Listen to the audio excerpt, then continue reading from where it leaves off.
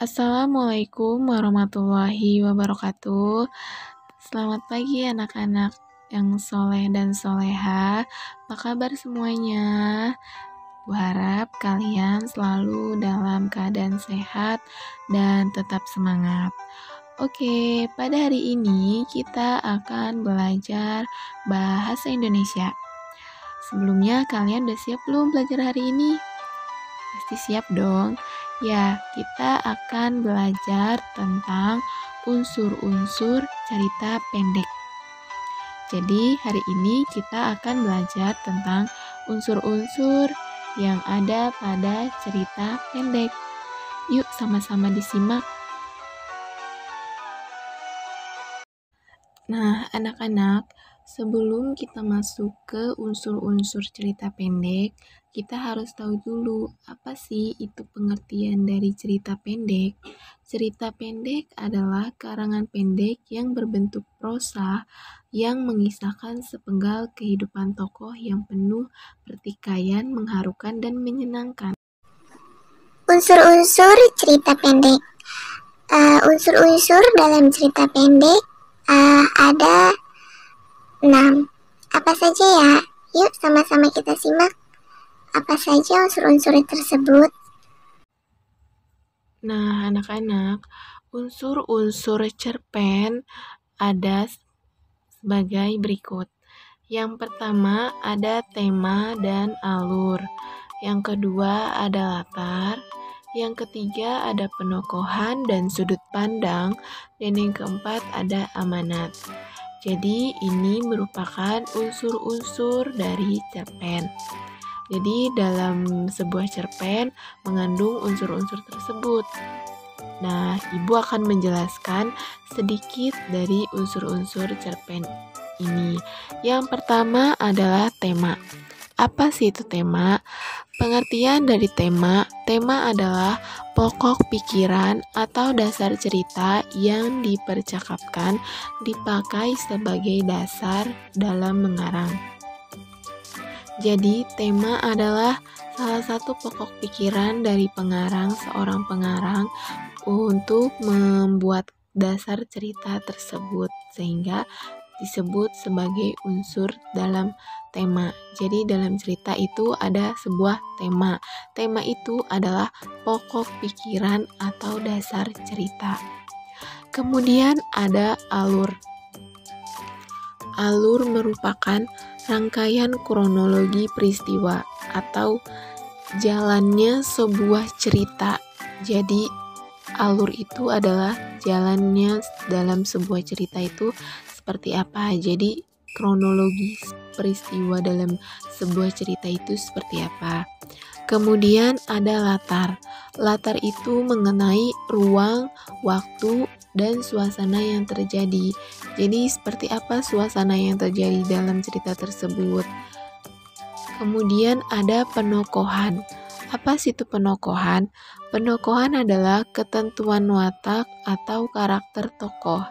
Jadi dalam sebuah cerpen pasti ada yang namanya karakter dalam sebuah tokoh atau watak-watak dalam sebuah tokoh, dan itu memiliki karakter yang berbeda dalam setiap cerita. Jadi misalnya Ibu memberikan contoh dalam cerita Malin Kundang. Nah, di situ dalam cerita Malin Kundang memiliki karakter yang berbeda antara tokoh Malin Kundang dan tokoh Ibu. Tokoh Malin Kundang sangatlah memiliki karakter yang sangat buruk, dan tokoh Ibu memiliki karakter yang sangat baik. Kemudian selain ada penokohan, ada unsur cerita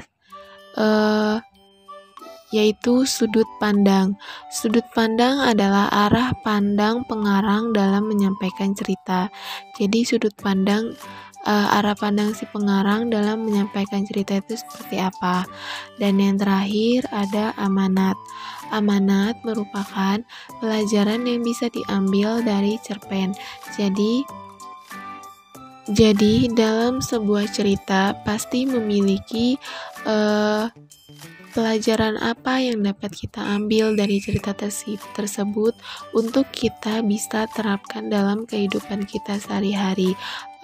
Apakah itu pelajaran yang baik? Nah, yang baik bisa kita ambil dan yang buruk tidak bisa kita untuk tidak mengikuti.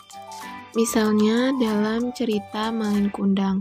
Nah, kita bisa ambil pelajaran yang ada pada cerita tersebut, seperti itu. Oke anak-anak, itu tadi sedikit penjelasan unsur-unsur dari cerita pendek. Nah, kalian lihat pada layar video ada contoh cerita pendek Singa dan Nyamuk. Kalian baca Singa dan Nyamuk. Kemudian setelah kalian membaca cerita dari ibu yang sudah ibu contohkan tadi, cerita Singa dan Nyamuk, kalian ibu beri tugas untuk menentukan unsur yang terkandung pada cerita tersebut. Kemudian kalian tuliskan pada buku tulis unsur-unsur apa saja yang terkandung dalam cerita Singa dan Nyamuk untuk tugas bahasa Indonesia hari ini. Oke anak-anak, itu tadi sedikit penjelasan pelajaran bahasa Indonesia dengan materi unsur-unsur cerita pendek pada hari ini. Kurang lebihnya ibu mohon maaf apabila masih ada kekurangan dalam penjelasan. Semoga video ini dapat bermanfaat untuk kalian. Jangan lupa untuk mengerjakan tugas dari ibu tadi. Sampai jumpa di video pembelajaran selanjutnya. Tetap semangat. Wassalamualaikum warahmatullahi wabarakatuh. Terima kasih.